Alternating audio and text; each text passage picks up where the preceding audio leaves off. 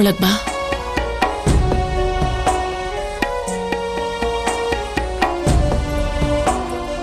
ಈ ಸಲ ಬಂದ ವಿಷಯ ಏನು? ನಿನ್ನ ಹತ್ರ ಮಾತಾಡ್ಬೇಕಿತ್ತು. ಆದ್ರೆ ಹೇಗ್ ಶುರು ಮಾಡ್ಲಿ ಅಂತಾನೆ ಅರ್ಥ ಆಗ್ತಾ ಇಲ್ಲ ನನಗೆ. ನಿನ್ಗೆ ಅರ್ಥ ಆಗೋ ತರ ನಾನು ಹೇಗ್ ಹೇಳಿ ಅಂತ ಯೋಚಿಸ್ತಾ ಇದ್ದೀನಿ. ಅಂಥದ್ದೇನ್ ವಿಷಯ ಇದೆ? ಅದನ್ನ ಹೇಳೋದಿಕ್ಕೆ ನೀನ್ ಇಷ್ಟೊಂದೆಲ್ಲ ಕಷ್ಟಪಡ್ತಿದ್ಯಲ್ಲ ಗೆಳತಿ. ವಿಷಯ ಬಾಲಶಿವ ಮತ್ತೆ ಪಾರ್ವತಿ ಬಗ್ಗೆ.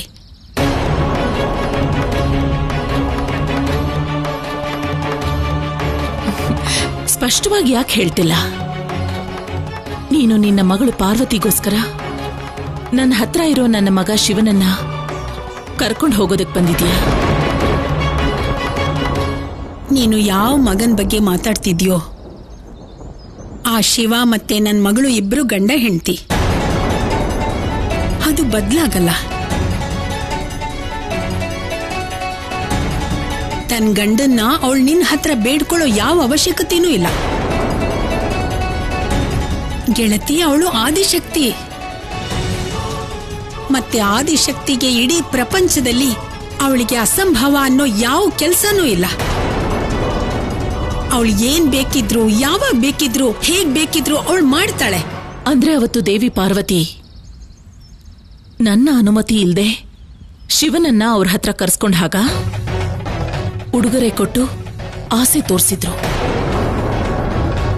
ಈಗ ಅದೇ ಥರ ನನ್ನ ಅನುಮತಿ ಇಲ್ದೆ ಶಿವನನ್ನ ಕೈಲಾಸ ಕರ್ಕೊಂಡು ಹೋಗ್ತಾರಾ?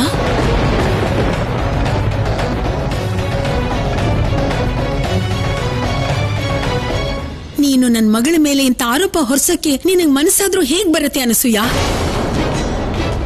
ನಿನಗೆ ಅವಳ ಪ್ರೀತಿ, ಅವಳ ಭಕ್ತಿ, ಅವಳ ಸಂವೇದನೆ, ಅವಳ ಸಮರ್ಪಣೆ, ಅವಳ ನೋವು ಕಾಣಿಸ್ತಿಲ್ವಾ? ಅವಳು ತನ್ನ ಪತಿ ಮಹಾದೇವನ ಕೈಲಾಸ ಬಿಟ್ಟು ಇಲ್ಲಿಗೆ ಬಂದಿದ್ದಾಳೆ, ಇಲ್ಲೇ ಜೀವನ ಮಾಡ್ತಿದ್ದಾಳೆ. ಇದೆಲ್ಲ ನಿನಗೆ ಕಾಣಿಸ್ತಿಲ್ವಾ?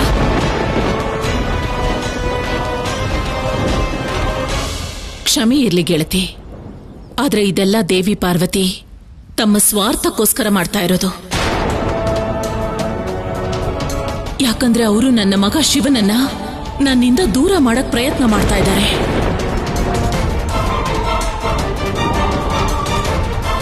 ಆಗ ಅವರು ತಮ್ಮ ಷಡ್ಯಂತ್ರವನ್ನ ತಮ್ಮ ಭಕ್ತಿಯ ಮುಖವಾಡದಲ್ಲಿ ಮರೆ ಮಾಚಬಹುದು ಅಂತ.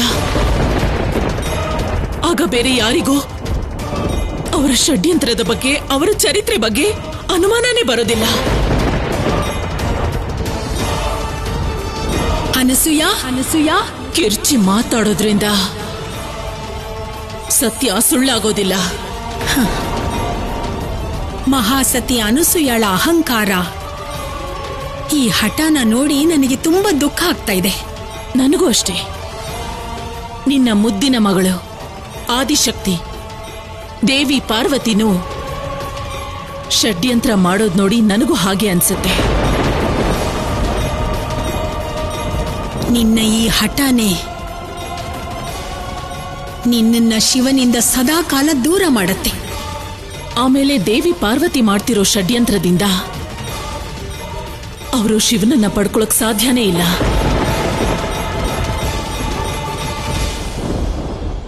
ನೀನು ಮಗನ ಪ್ರೀತಿಯಲ್ಲಿ ಕುರುಡಾಗಿದ್ಯಾ. ನಿನಗೆ ಒಳ್ಳೇದು ಕೆಟ್ಟದ್ದು, ಉಚಿತ ಅನುಚಿತ, ಸತ್ಯ ಸುಳ್ಳು ಇದ್ಯಾವುದೂ ನಿನಗೆ ಗೊತ್ತಾಗ್ತಾ ಇಲ್ಲ. ನಿನಗೆ ಅರ್ಥ ಮಾಡಿಸೋದೇ ವ್ಯರ್ಥ. ನಿನ್ನಂತ ಅಹಂಕಾರಿ ಮತ್ತೆ ನಿನ್ನಂತ ಹಠ ಇರೋ ಮಹಿಳೆ ಜೊತೆ ಸ್ನೇಹ ಮುಂದುವರಿಸೋದು ವ್ಯರ್ಥನೇ.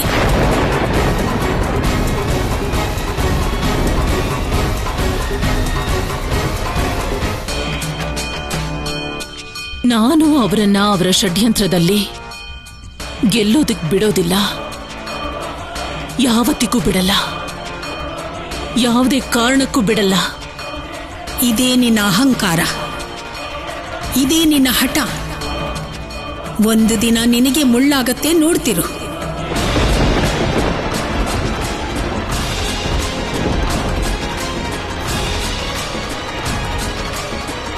ನೆನ್ಪಲ್ಲಿ ಇಟ್ಕೊ ನನ್ನ ಮಾತನ್ನ. ಯಾವತ್ತು ಇದನ್ನೆಲ್ಲ ನೀನು ಅರ್ಥ ಮಾಡ್ಕೋತೀಯೋ ಅವತ್ತು ನೀನು ತುಂಬಾ ಪಶ್ಚಾತ್ತಾಪ ಪಡ್ತೀಯ. ನೆನಪಿರ್ಲಿ.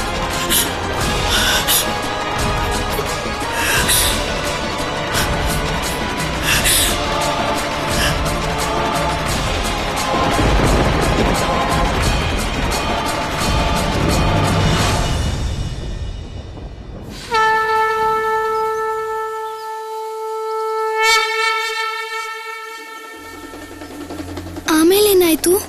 ಆಮೇಲೆ ಸತಿ ಮನಸ್ಸಲ್ಲಿ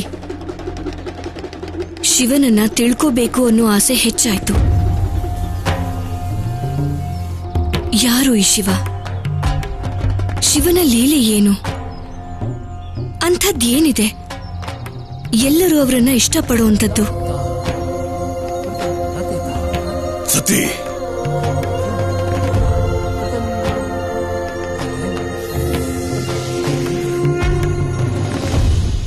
ಅವಮಾನ, ಭಯ, ಅಹಂಕಾರ ಇದೆಲ್ಲವನ್ನು ಮೀರಿದ್ರು ಶಿವ. ಇದು ಹೇಗ್ ಸಾಧ್ಯ?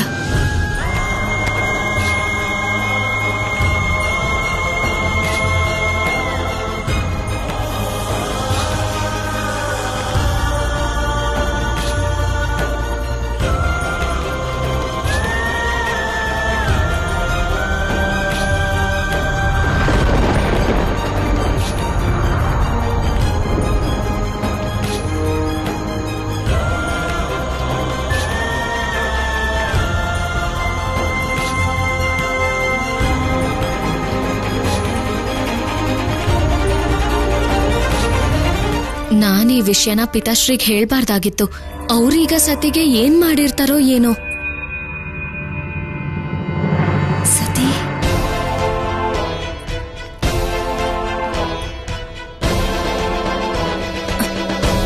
ಮಗಳೇ, ನಿನ್ ಮಗಳನ್ನ ಸರಿಯಾಗಿ ನೋಡ್ಕೋ, ಮತ್ತೆ ಹೇಳು ಅವಳಿಗೆ ಇನ್ನೊಂದು ಸಲ ಈ ತಪ್ಪು ಮಾಡಬಾರ್ದು ಅಂತ.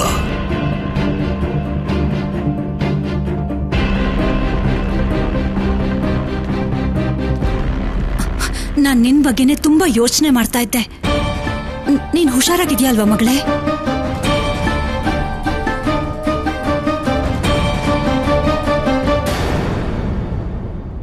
ಶಿವ ಮತ್ತೆ ಸತಿ ಮಧ್ಯೆ ಇಂಥ ವಿಚಿತ್ರ ಸ್ಥಿತಿ ಯಾಕಿತ್ತು ಹೇಳಿ ನೆರೆಮನೆ ಗೆಳತಿ. ಅದು ಯಾಕೆ ಅಂದ್ರೆ ಪ್ರೀತಿ ಮತ್ತೆ ಸೇಡಲ್ಲಿ ತುಂಬಾ ವ್ಯತ್ಯಾಸ ಇರೋದಿಲ್ಲ. ಎರಡರಲ್ಲೂ ಕಾತುರತೆ ಇರುತ್ತೆ. ಪ್ರೀತಿಯಲ್ಲಿ ಪ್ರೇಮಿನ ಭೇಟಿ ಆಗೋ ಕಾತುರತೆ ಇರುತ್ತೆ. ಅದೇ ಸೇಡಲ್ಲಿ ತನ್ನ ಶತ್ರುನ ಮುಗಿಸ್ಬೇಕು ಅನ್ನೋ ಕಾತುರತೆ ಇರುತ್ತೆ. ಸತಿಗೆ ಅದೇ ಗೊಂದಲ ಇತ್ತು. ಅಂದ್ಹಾಗೆ ಈ ಶಿವ ಯಾರು? ಅಮ್ಮ, ಶಿವ ಯಾರಮ್ಮ? ಅವರು ಕಪಾಲಿಕರ ಹಾಗೆ ಕಾಡು ಕಣಿವೆಯಲ್ಲಿ ಯಾಕಿರ್ತಾರೆ? ಅವರಲ್ಲಿ ಏನ್ ವಿಶೇಷತೆ ಇದೆ ಅಮ್ಮ? ಹೇಳಿ ಅಮ್ಮ. ನೀನು ಶಿವನ ವಿಶೇಷತೆ ತಿಳ್ಕೊಳ್ಳೋ ಯಾವ ಅಗತ್ಯನೂ ಇಲ್ಲ. ಬಿಟ್ಬಿಡು ಆ ವಿಚಾರನ. ಯಾಕಮ್ಮ? ಯಾಕಂದ್ರೆ ಇಲ್ಲಿ ಈ ಜಾಗದಲ್ಲಿ ಶಿವನ್ ಬಗ್ಗೆ ಚರ್ಚೆ ಮಾಡೋದು ಅಪರಾಧ. ಆದ್ರೆ ಇದೇ ಸತ್ಯ ಮಗಳೇ.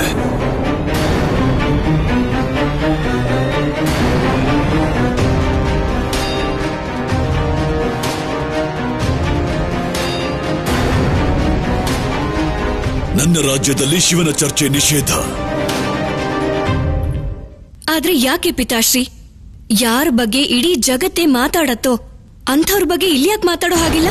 ಪೂಜೆ, ಅರ್ಚನೆ, ವೇದ ಪುರಾಣ, ಧಾರ್ಮಿಕ ಅನುಷ್ಠಾನ ಇದೆಲ್ಲ ಅವನ ದೃಷ್ಟಿಯಲ್ಲಿ ಅರ್ಥಹೀನ. ನಿಯಮ, ಕಾನೂನು ಅವನ ಪ್ರಕಾರ ಇವೆಲ್ಲ ಅನಗತ್ಯ. ಯಾವ ಸಮಾಜದಲ್ಲಿ ಧರ್ಮ, ಕರ್ಮ, ನಿಯಮ, ಕಾನೂನಿನ ಕೊರತೆ ಇರುತ್ತೋ ಆ ಸಮಾಜ ಯಾವತ್ತೂ ಬೆಳೆಯೋಕ್ ಸಾಧ್ಯ ಇಲ್ಲ.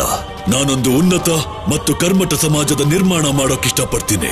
ಅಲ್ಲಿ ನಿಯಮಿತವಾಗಿ ಪೂಜೆ, ಪಠಣ, ಯಜ್ಞ, ಹವನ ಇದೆಲ್ಲ ನಡೀತಿರ್ಬೇಕು. ನೀವ್ ಯೋಚಿಸ್ತಿರೋ ರೀತಿ ತಪ್ಪಲ್ವಾ ಪಿತಾಶ್ರೀ?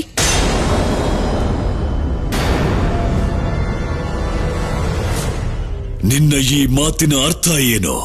ಸಮಾಜ ಸಮ್ಮಿಶ್ರವಾಗಿದೆ, ರೂಪ ಬಣ್ಣಗಳಿಂದ ತುಂಬಿದೆ. ಜಗತ್ತಿನ ವಿಭಿನ್ನತೆ, ವೈಶಿಷ್ಟ್ಯನೇ ಸಮಾಜಕ್ಕೊಂದು ಘನತೆ ತಂದುಕೊಟ್ಟಿದೆ. ಅದೇ ಅವರ ವಿಶೇಷ ಸ್ವರೂಪ ಅಲ್ವಾ? ಯಾರಾದ್ರೂ ಆ ವಿಶೇಷತೆನೇ ಹಾಳು ಮಾಡಿದ್ರೆ ಇನ್ನೇನು ಉಳ್ದಿರತ್ತೆ ಪಿತಾಶ್ರೀ?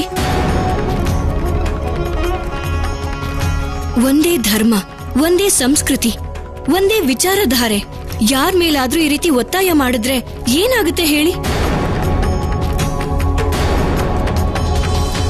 ಇದೆಲ್ಲ ವಿಚಾರ ನಿನಗೆಲ್ಲಿಂದ ಬಂತು? ನನ್ನ ಮಾತನ್ನೇ ವಿರೋಧಿಸೋ ಹಾಗೆ ನಿನ್ನ ತಲೆನ ಕೆಡಿಸ್ತಾ ಇರೋದು ಯಾರು ಹೇಳು? ಪಿತಾಶ್ರೀ, ಬಾಲ್ಯದಿಂದಾನೇ ನನಗೆ ನಿಮ್ಮ ನಿಯಮಗಳು ಮತ್ತೆ ನಿಮ್ಮ ವಿಚಾರಧಾರೆನೆ ನನಗೆ ಶ್ರೇಷ್ಠವಾಗಿರೋದು. ಆದ್ರೆ ನನಗೆ ಹೊರಗಡೆಯ ಜಗತ್ತು ಪರಿಚಯ ಆಗ್ತಿದ್ದ ಹಾಗೆ ನನಗೆ ಹೇಗನ್ನಿಸ್ತಿದೆ ಅಂದ್ರೆ ಇಲ್ಲೇನೂ ಸರಿ ಇಲ್ಲ ಅಂತ. ಉದಾಹರಣೆಗೆ ಶಿವ ಸರಿಯಾಗಿ ಮಾತಾಡಿದ್ರು ಅಲ್ವಾ, ಅದು ನಿಮ್ಮೆದ್ರಿಗೆ? ಸತಿ, ಶಿವನ ಹೆಸರು ಎತ್ತಬೇಡ ನನ್ನ ಎದುರಿಗೆ. ಅವನನ್ನ ಅನುಸರಿಸೋ ತಪ್ಪನ್ನು ಮಾಡಬೇಡ.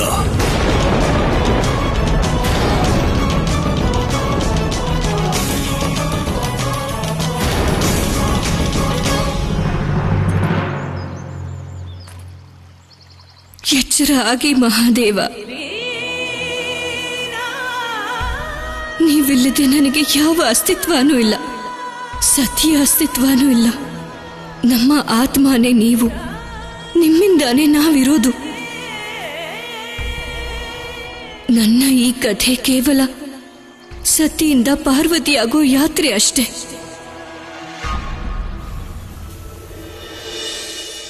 ಆದ್ರೆ ನಿಮ್ಮ ಕತೆ ಮಹಾದೇವ, ಅದು ನಿಮ್ಮ ಹಾಗೆ ಅನಂತವಾಗಿದೆ. ನಿಮ್ಮ ಸಹಾಯ ಇಲ್ಲದೆ ನಾನು ಆ ಅನಂತನ ನೋಡೋಕ್ಕೂ ಸಾಧ್ಯ ಇಲ್ಲ. ಅದಕ್ಕೆ ನಾನು ವಿನಂತಿ ಮಾಡ್ಕೋತಿದ್ದೀನಿ, ಈ ಲೀಲೆ ಸಾಕು, ಇದನ್ನ ಇಲ್ಲಿಗೆ ಬಿಟ್ಟು ಬಿಡಿ. ಧ್ಯಾನದಿಂದ ಹೊರಗಡೆ ಬನ್ನಿ,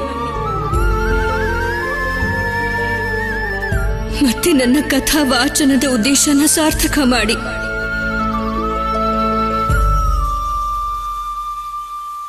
ದಯವಿಟ್ಟು ಕ್ಷಮಿಸಿ ಪಿತಾಶ್ರೀ, ನೀವೇನೋ ಅವ್ರನ್ನ ನಿಮ್ ಶತ್ರು ಅನ್ಕೊಂಡಿದ್ದೀರಾ, ಆದ್ರೆ ನಾನು ಅವ್ರ ಮನ್ಸಲ್ಲಿ ನಿಮ್ ಬಗ್ಗೆ ಯಾವ ಶತ್ರುತ್ವನೂ ನೋಡೇ ಇಲ್ಲ. ನಿಮ್ಮನ್ನ ಅವರು ಶತ್ರು ಅಂತ ಅನ್ಕೊಂಡಿದ್ದಿದ್ರೆ ನಿಮ್ಮ ಮಗಳನ್ನ ಅವರು ಸುರಕ್ಷಿತವಾಗಿ ನಿಮ್ವರೆಗೂ ಯಾಕೆ ತಲುಪಿಸ್ತಾ ಇದ್ರು ಹೇಳಿ? ಇದು ಅವ್ರ ಉದಾರತೆ ಅಲ್ವಾ? ನನಗಂತೂ ಅವರು ಕರುಣೆ ಮತ್ತೆ ಉಪಕಾರದ ಪ್ರತಿರೂಪ ಅನ್ನಿಸ್ತಾರೆ. ಯಾವ ಶಿವನ ಬಗ್ಗೆ ನೀವು ನನಗೆ ಹೇಳಿದ್ರು ಅವರು ಅದಕ್ಕಿಂತ ಭಿನ್ನವಾಗಿ ಕಾಣಿಸ್ತಾರೆ. ಸಾಕು, ಇನ್ನೊಂದು ಮಾತು ಕೂಡ ಆಡಬೇಡ.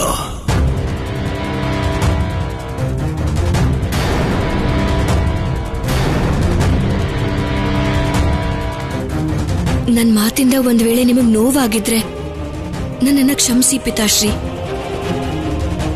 ಅಲ್ದೆ ನಾನ್ ಯಾವತ್ತಿದ್ರೂ ಕೇವಲ ಸತ್ಯವನ್ನ ಮಾತ್ರ ಹೇಳೋದು. ಇದು ನೀವೇ ನನಗೆ ಕೊಟ್ಟಿರೋ ಶಿಕ್ಷಣ ಪಿತಾಶ್ರೀ. ಸಾಕು ಸತಿ,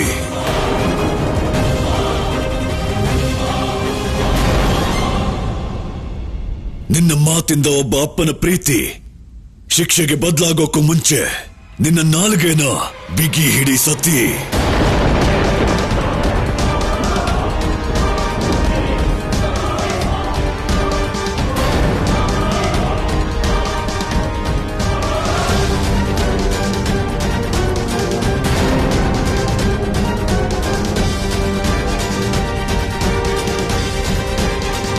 ಹೇ ನಾರಾಯಣ, ನಮ್ಮನ್ನ ರಕ್ಷಣೆ ಮಾಡು. ನಾರಾಯಣ ನಾರಾಯಣ. ಪ್ರಭು, ಜಗತ್ತಿನ ಮೊದಲ ಪ್ರೇಮ ಕಥೆ ಆರಂಭವಾಗಿದೆ.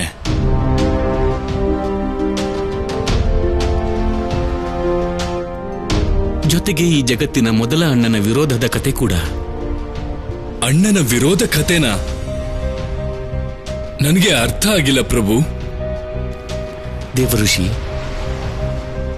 ಈ ಪ್ರೇಮ ಕಥೆ ನಿಮ್ಮ ಹಿರಿಯ ಅಣ್ಣ ಶಿವದ್ರೋಹಿ ಪ್ರಜಾಪತಿ ದಕ್ಷನ ಮಗಳು ಸತಿ ಮತ್ತೆ ಶಿವಂದಲ್ವಾ? ಹಾಗಿದ್ಮೇಲೆ ನಿಮ್ಮ ಪ್ರಯತ್ನ ಕೂಡ ಅದೇ ಅಲ್ವಾ ದೇವಋಷಿ? ಈ ಪ್ರೇಮ ಕಥೆ ಸಫಲ ಆಗ್ಬಾರ್ದು ಅಂತ? ಇಷ್ಟಕ್ಕೂ ನಾನ್ಯಾಕೆ ಅದನ್ನ ಬಯಸ್ಲಿ ಪ್ರಭು? ಯಾಕಂದ್ರೆ ಪ್ರಜಾಪತಿ ದಕ್ಷ ನಿಮ್ಮ ಹಿರಿಯ ಅಣ್ಣ ಅಲ್ವಾ ದೇವಋಷಿ? ಈ ಪ್ರೇಮ ಕಥೆ ಅವರಿಗೂ ಸಂಬಂಧಪಟ್ಟಿರೋದು.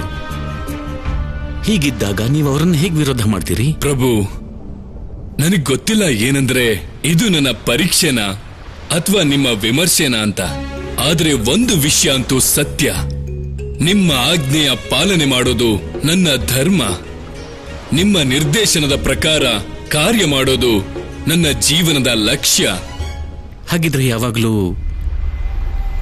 ಈ ವಿರಹ ಮತ್ತು ಮಿಲನದ ಕಥೆಯಲ್ಲಿ ನಿಮ್ಮ ಕೆಲಸ ಸದಾ ಇದ್ದೇ ಇತ್ತು. ಅದೇ ತರ ಈ ಸಲ ಕೂಡ ಶಿವ ಮತ್ತು ಶಕ್ತಿಯ ಪ್ರೇಮ ಕಥೆಗೆ ಪೂರ್ಣತ್ವ ಕೊಡೋದಕ್ಕೆ ನೀವು ಮಹತ್ವಪೂರ್ಣ ಕೆಲಸ ಮಾಡಬೇಕಾಗಿದೆ ದೇವಋಷಿ.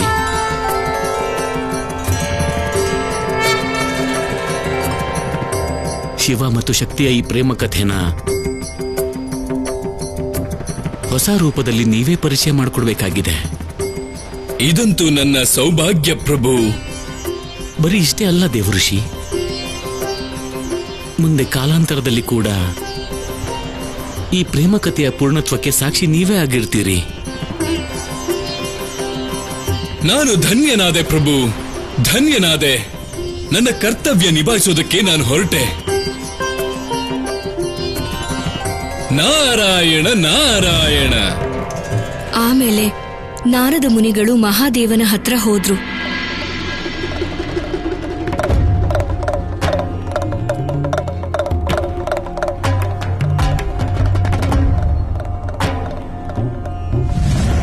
ಜಯವಾಗ್ಲಿ, ಜಯವಾಗ್ಲಿ. ದೇವರ ದೇವ ಮಹಾದೇವನಿಗೆ ನಾರದನ ಪ್ರಣಾಮಗಳು. ಪ್ರಣಾಮಗಳು ನಾರದರೆ. ಪ್ರಣಾಮಗಳು. ಹೇಳಿ, ಇವತ್ತು ನಮ್ಮ ಪ್ರಭುವಿನ ಕೈಲಾಸಕ್ಕೆ ಬರುವಂತದ್ದೇನಾಗಿತ್ತು? ಏನಿಲ್ಲ, ಮಹಾದೇವನ ಮೋಹ ಮತ್ತು ಸ್ನೇಹ ನನ್ನ ಇಲ್ಲಿವರೆಗೂ ಎಳ್ಕೊಂಡ್ ಬಂತು. ಇಲ್ಲ ನಾರದರೆ, ಇಲ್ಲಿಗೆ ಬರೋದಕ್ಕೆ ಕೇವಲ ಇದೊಂದೇ ಕಾರಣ ಆಗಿರೋದಕ್ಕೆ ಖಂಡಿತ ಸಾಧ್ಯ ಇಲ್ಲ. ನೀವಿಲ್ಲಿಗೆ ಬಂದಿರೋದಕ್ಕೆ ಬೇರೇನೋ ಕಾರಣ ಇರಲೇಬೇಕು. ಅಸತ್ಯ ಮಾತಾಡೋದಿಲ್ಲ ನಂದಿ. ಮಹಾದೇವನ ಸ್ನೇಹದ ಜೊತೆಗೆ ಒಂದು ಸೂಚನೆ ಕೂಡ ತಗೊಂಡ್ ಬಂದಿದ್ದೀನಿ. ಸೂಚನೆ? ಏನ್ ಸೂಚನೆ ತಂದಿದ್ದೀರಾ? ಪ್ರಭುಗೆ ಸಂಬಂಧಪಟ್ಟ ಸೂಚನೆ. ಪ್ರಭು ಗಮನ ಕೊಟ್ರೆ ಹೇಳ್ತೀನಿ.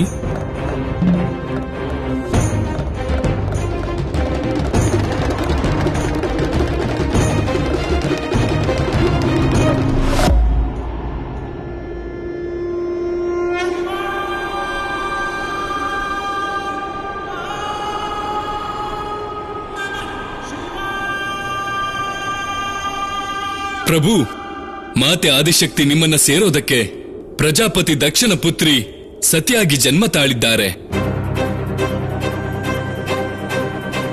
ಅವರ ಮನಸ್ಸಿನಲ್ಲಿ ನಿಮ್ಮ ಬಗ್ಗೆ ಪ್ರೇಮದ ಅಂಕುರ ಆಗಿ ಹೋಗಿದೆ.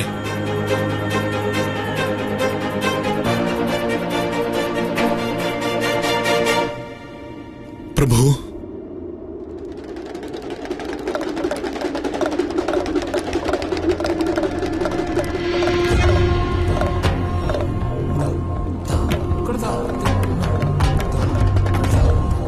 ಒಂದು ಕಡೆ ಭಾವನೆಗಳೇ ಇಲ್ಲದ ಮಹಾದೇವ, ಇನ್ನೊಂದು ಕಡೆ ಪ್ರೇಮ ಭಾವದ ಮಾತೆ ಸತಿ.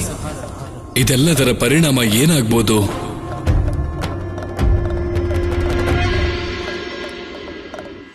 ನನ್ನ ಈ ಪ್ರಯತ್ನದ ಪರಿಣಾಮ ಏನಾಗತ್ತೋ ಏನೋ, ನನಗಂತೂ ಅದು ಗೊತ್ತಿಲ್ಲ. ಆದ್ರೆ ನೀವು ಸಮಾಧಿ ಸ್ಥಿತಿಯಿಂದ ಹೊರಗೆ ಬರೋವರೆಗೂ ನನ್ನ ಪ್ರಯತ್ನ ಅಂತೂ ನಡೀತಾನೆ ಇರುತ್ತೆ.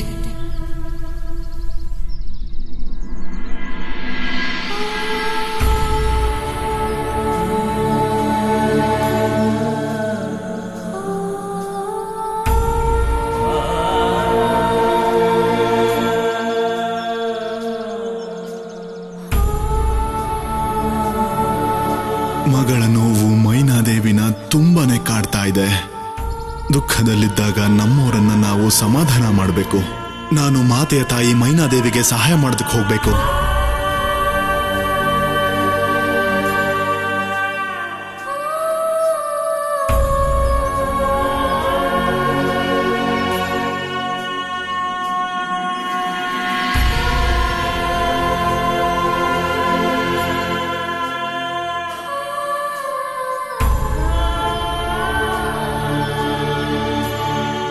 ಇಲ್ಲ ಮಾತೆ, ಇಲ್ಲ.